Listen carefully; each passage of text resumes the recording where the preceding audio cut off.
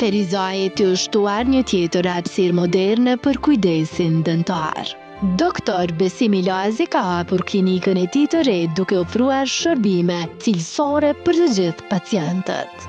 Në këtë intervistë, ai na tregon më shumë rreth këtij projekti dhe vizionit të tij, duke ndarë me shikuesit e Zoom se si nis një ditë puna.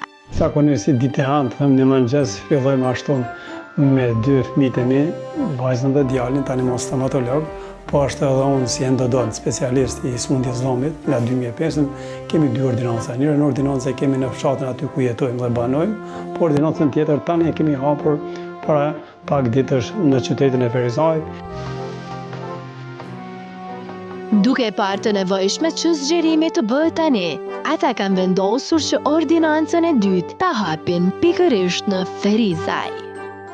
3 nga të 3 fëmijët kanë zgjedhur profesionin tim me dëshirën e tyre, atë duke e parë që duhet të zgjerohemi në veprimtarinë tonë, ne vendosëm që qyteti i Ferizajt është një treg më i hapur dhe më i kapshëm, vendosëm që së bashku në konsultim me fëmijët dhe familjen përgjithësi, vendosëm që ordinancën e dytë ta hapim në qytetin e Ferizajt dhe këtu kemi filluar para pak ditë dhe shpresojmë dhe besojmë se ashtu siç kemi pasur në ordinancën atje në vendin ku kemi dhe ku banojmë, besojmë që edhe qytetarët do të jenë këtu ashtu me ato shërbime që i kemi kryer atje. Ilazi përmendi se punon me fëmijët e tij, e kur ata i ke dhe kolegë, sigurisht që kjo është sfidë në vete. Sa është munduar ai që ta gjej bilancën mes personales dhe profesionales? Jo, nuk kam ta quaj atë lloj kritike, po me gjata sugjerimi jem për shkak se unë kam diplomuar qysh paralytur në vitin 98, specializuar në vitin 2005 dhe nuk kam arritur unë për shkak të profesionit tjetër që kam bërë, nuk kam arritur ta përcjell rutinën e zhvillimeve të teknologjisë stomatologjike.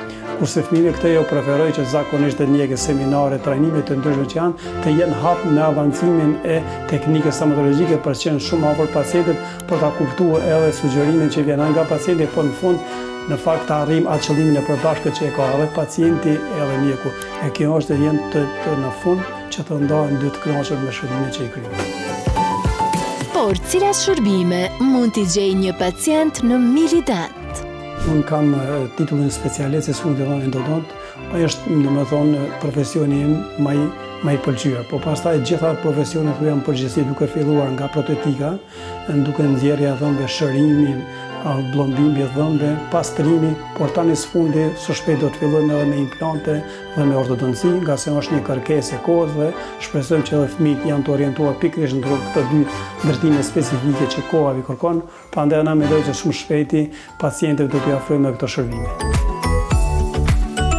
Fobia është pjesë e jetës sone, sidomos tek dhëmbët, kur e dim që janë goxha të ndjeshëm. Kjo frikë mund të lidhet me përvoja të mëpershme të pakëndshme, ndjesinë e dhimbjes apo thjesht tingujt në ambientin e klinikës dentare.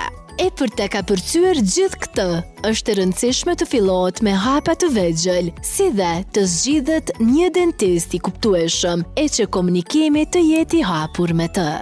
Varësisht nga pacientët edhe na mundohemi ashtu kështu s'paku ta kuptojmë as pari frikën e pacientit, normal me mirëbesim duke bashkëbiseduar me ata, arrim deri te momenti ku na intervenojmë, cilën do formë që të jetë. Kemi raste kur kemi fobi, kemi pacientë që zakonisht kanë fobi nga stomatologët në forma të ndryshme, po megjithatë deri më tani për shkak provojës që kemi pasur, kemi arritur që sadopak, mos tham ndoshta i perfekt, por në përgjithësi më të madhe të kemi mirë kuptimin nga pacientët, spaku në fund të ndahemi të kënaqur me shërbimet që i kemi kryer pacientëve.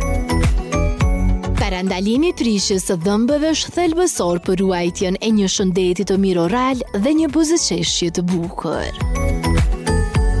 Doktori jep disa këshilla që lidhen me këtë çështje. Implantët, zbardhimi, protezat ose aparatet ortodontike si që qeme, kjo forma ku nuk kemi alternativë tjetër.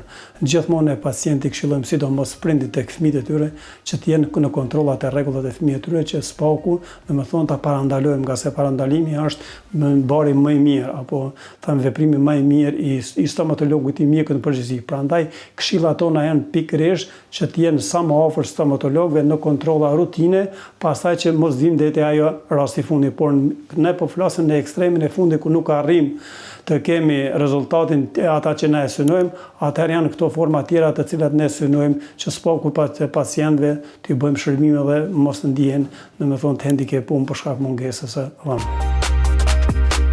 Për fund, Besimi Lazi ka një porosi që duhet patjetër ta dëgjoni. Pra, cilat janë pikat e forta të kësaj ordinance? Me qenë se kam një përvojë gjatë nga pjesa e komunës Kaçanikut, nifem si mjek, nuk thamë i perfeksionuar, po mjek që faktikisht kam pas një numër jashtëzakonisht të madh pacientëve dhe jemi tash i futur në tregun e një komune tjetër dhe shpresojmë që shërbimet që do t'i kryejmë na pikërisht kjo do të jetë ndoshta një reklam që pacientët që ta pacientët e tjerë. Do të jetë shërbimi numër 1, por në fakt edhe mikpritja që do bëhet te pacientët. Dhe kjo do të jetë një nga ato që mendojmë që pacientët ta sugjerojnë se ta përcjell te kolegët e tyre apo dikun tjetër ku ajo është më të arsyeshme. Milident, buzëqeshja juaj prioriteti ynë.